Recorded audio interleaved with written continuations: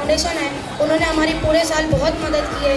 हमको बुक्स दी, हमको साइकिल दी, हमको जो पढ़ाई के लिए ज़रूरी है वो सब कुछ दिया। तो उनका हम ये एहसान कभी नहीं भूलेंगे। उनके लिए एक बार ज़ोर से तालियां होनी चाहिए।